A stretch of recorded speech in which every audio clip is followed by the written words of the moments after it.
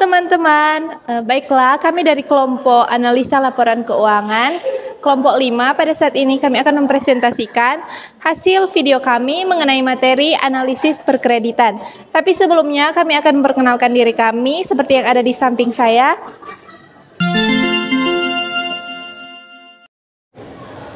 Dan sekarang kita masuk dalam pembahasan materi. Untuk menjalankan kegiatan operasional perusahaan, kebutuhan akan dana mutlak harus tersedia karena tanpa ketersediaan dana tidak akan mungkin kegiatan perusahaan akan berjalan lancar. Dalam praktiknya, dana yang dibutuhkan perusahaan ada dua macam, yaitu untuk keperluan modal kerja dan investasi. Dana yang harus dipenuhi oleh perusahaan baik yang digunakan untuk modal kerja maupun investasi dapat diperoleh dari berbagai sumber, misalnya dari pemilik usaha itu sendiri atau dari modal pinjaman. Nah, sekarang kita masuk dalam pembahasan mengenai arti penting kredit. Secara umum, dikatakan bahwa arti kredit adalah kepercayaan. Dalam bahasa Latin disebut credere. Artinya, kepercayaan pihak bank atau kreditor kepada nasabah atau debitur, di mana bank percaya nasabah pasti akan mengembalikan pinjamannya sesuai kesepakatan yang telah dibuat. Adapun unsur-unsur yang terkandung dalam pemberian suatu kredit adalah sebagai berikut. Yang pertama ada kepercayaan, yang kedua kesepakatan, yang ketiga jangka waktu, dan yang keempat risiko atau degree of risk, dan yang kelima ada balas jasa.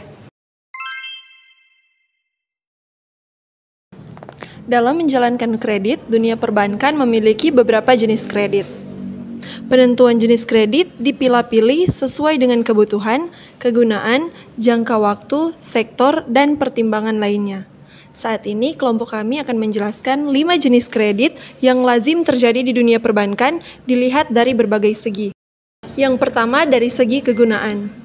Ada kredit investasi yang merupakan kredit yang diberikan untuk keperluan investasi, misalnya membangun pabrik, rumah, pembelian mesin-mesin, tanah, dan lainnya. Berikutnya ada kredit modal kerja yang merupakan kredit yang diberikan untuk keperluan modal kerja, misalnya untuk membeli bahan baku, pembayaran gaji, dan biaya lainnya. Yang kedua, dari segi tujuan. Ada kredit produktif, merupakan kredit yang diberikan untuk menghasilkan sesuatu. Dalam hal ini, proses produksi, baik barang maupun jasa. Misalnya, kredit yang diberikan untuk industri atau pabrik, pertanian, peternakan, perhotelan, dan lainnya. Berikutnya ada kredit konsumtif, merupakan kredit yang diberikan untuk dibangun secara pribadi atau dipakai, dalam hal ini dikonsumsi sendiri. Misalnya, membeli rumah atau kendaraan yang akan digunakan untuk keperluan pribadi.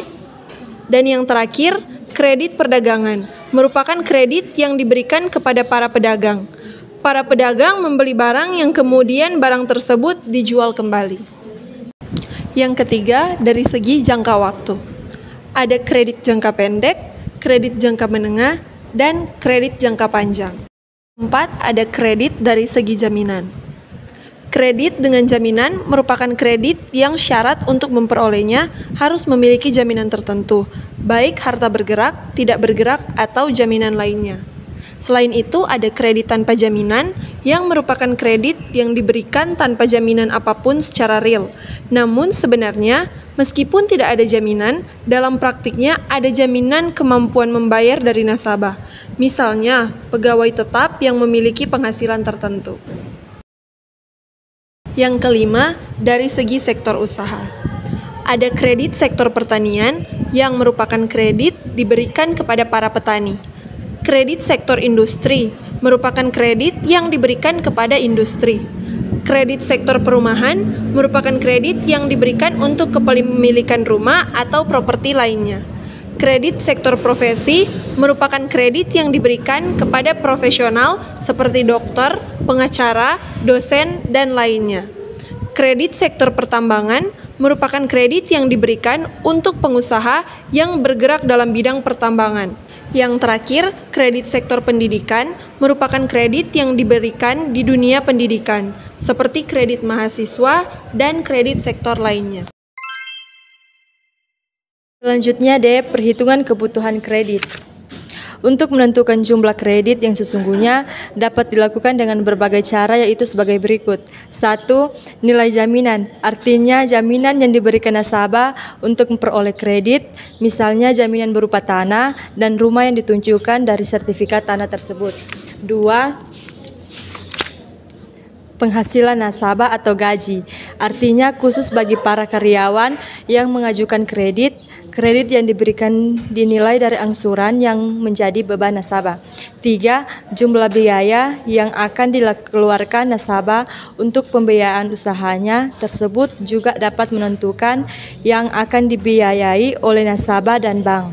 Hal ini penting agar nasabah juga merasa bertanggung jawab terhadap kegiatan tersebut.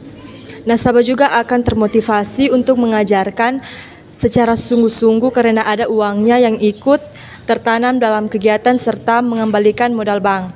4. Studi kelayakan, artinya bank terlebih dulu menilai jumlah yang dibutuhkan sesuai dengan kelayakan usahanya atau kebutuhan modalnya. Penilaian dilakukan dari sisi aspek keuangan, misalnya untuk mendirikan pabrik dibutuhkan lahan, bahan bangunan, tenaga kerja, dan lainnya. Atau untuk kebutuhan modal kerja dapat dinilai kebutuhan akan bahan mentah, tenaga kerja, dan kebutuhan lainnya.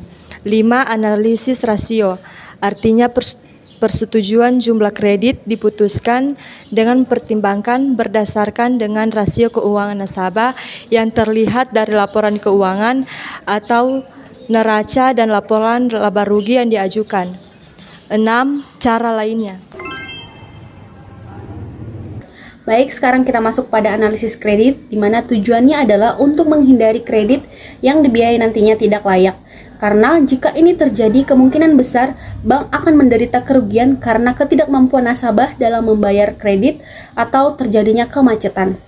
Berikut beberapa analisis kredit yang dapat dilakukan untuk mengecek kelayakan suatu kredit, yaitu yang pertama, 1 dengan 5 of C. A. Karakter atau sifat atau watak nasabah. B. Capacity atau analisis yang digunakan untuk melihat kemampuan nasabah. C. Capital atau untuk menilai modal yang dimiliki oleh nasabah dalam membayar kredit. D. Condition, yaitu kondisi umum saat ini dan tentunya juga dengan kondisi masa depan. E. Collateral, di mana jaminan yang diberikan nasabah kepada bank dalam rangka pembiayaan kredit. Lalu yang kedua adalah dengan 7 of P, yaitu A. Personality atau kepribadian. B. Purpose atau tujuan dalam pengambilan kredit. C. Party atau penyaluran kredit, bank memilah-milah beberapa golongan. D. Payment atau cara pembayaran kredit. E. Prospect atau penilaian harapan kepada objek kredit yang dibiayai. F. Profitability atau kredit yang dibiayai oleh bank akan memberi keuntungan bagi kedua belah pihak, baik pada pihak nasabah dan pihak bank. G. Protection atau perlindungan terhadap objek audit, objek kredit yang dibiayai. Ketiga yaitu dengan studi kelayakan. Pertama yaitu ada aspek hukum. Aspek hukum yaitu penilaian yang ditunjukkan untuk menilai kelengkapan dari surat-surat atau dokumen yang dimiliki, izin-izin usaha seperti izin-izin usaha atau dokumen pendukung lainnya. Berikut ada aspek pasar dan pemasaran, dilakukan untuk menilai prospek pasar yang akan dimasuki seperti ada tidak pasar yang akan dimasuki. Kemudian seberapa besar pasar dan peluang pasar yang ada. Selanjutnya yang perlu diperhatikan adalah kondisi persaingan. Berikut ada aspek keuangan, yaitu dalam aspek keuangan hal-hal yang perlu diperhatikan adalah sumber-sumber data yang akan diperoleh untuk membiayai usaha. Kemudian bagaimana kebutuhan biaya investasi secara rinci. Berikut ada penilaian aspek teknis atau operasi. Dikaitkan dengan penentuan lokasi usaha, tata letak atau layout, teknologi yang digunakan, dan metode sediaan perusahaan. Berikut ada aspek sosial ekonomi. Untuk suatu usaha tertentu, terutama usaha dalam skala besar, sangat penting untuk dinilai. Misalnya berkaitan dampak ekonomi dan sosial yang diberikan dengan kehadiran usaha yang dibiayai. Dampak sosial antara lain berkaitan dengan kondisi lingkungan masyarakat di sekitar lokasi usaha. Berikut aspek organisasi dan manajemen. Merupakan aspek untuk menilai organisasi perusahaan seperti struktur organisasi yang dimiliki. Yang terakhir, aspek AMDAL. Aspek yang dinilai dalam aspek AMDAL adalah dampak usaha yang akan dijalankan terhadap lingkungannya. Dampak yang timbul tersebut dapat terjadi terhadap tanah, air, udara, atau terhadap manusia itu sendiri. Berikutnya, F. Kebijakan kredit perdagangan. Dalam rangka meningkatkan penjualan secara kredit, perusahaan dagang perlu menetapkan kebijakan kredit. Kebijakan kredit ini meliputi sebagai berikut. Yang pertama, standar kredit. Penjualan barang atau jasa yang diberikan ke pelanggan mengandung suatu risiko bagi perusahaan yang menyebabkan kerugian bagi perusahaan, entah waktu pembayaran atau kerugian dalam bentuk uang. Secara umum, dalam praktiknya, risiko yang dihadapi perusahaan berkaitan dengan penjualan kredit adalah sebagai berikut. Yang pertama, A. Pelanggan terlambat membayar tagihannya kepada perusahaan, misalnya melewati batas tanggal jatuh tempo, namun walaupun terlambat atau tersendat-sendat, pelanggan masih mau dan mampu untuk membayar tagihannya.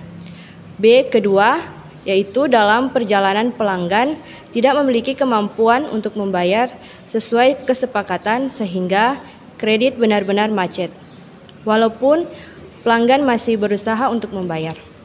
Berikutnya, yang ketiga C. Pelanggan kabur sehingga tidak dapat ditagih sama sekali dan benar-benar macet. Berikutnya 2. Persyaratan kredit. Kebijakan kredit juga berkaitan erat dengan persyaratan kredit yang diberikan. Persyaratan kredit ini berguna untuk meningkatkan penjualan kredit dan merangsang pelanggan untuk segera membayar tagihannya. Di samping itu, jangka waktu kredit yang diberikan juga memberikan ruang gerak pelanggan untuk membayar kredit yang diterimanya. Sebagai contoh, perusahaan memberikan persyaratan kredit 2/10 N30 yang artinya pelanggan akan diberikan potongan pembayaran 2% dari penjualan apabila perusahaan membayar dalam waktu 10 hari. Sementara itu, jangka waktu kredit adalah 30 hari yang artinya kredit harus dibayar dalam waktu 30 hari. Berikutnya 3. Kebijakan penagihan. Apabila pelanggan terlambat untuk membayar tagihannya, perusahaan perlu mengambil tindakan nyata untuk menyelamatkan kredit tersebut agar tidak macet. Tindakan atau kebijakan yang dapat dilakukan meliputi hal-hal sebagai berikut, yaitu A. Teguran yang dilakukan melalui surat atau telepon. Teguran ini dapat bersifat mengingatkan, misalnya sebelum kredit jatuh tempo, pelanggan ditelepon dengan teguran halus. Kemudian, teguran dapat pula bersifat menyuruh nasabah untuk segera membayar dan memastikan tanggal kapan pelanggan akan membayar.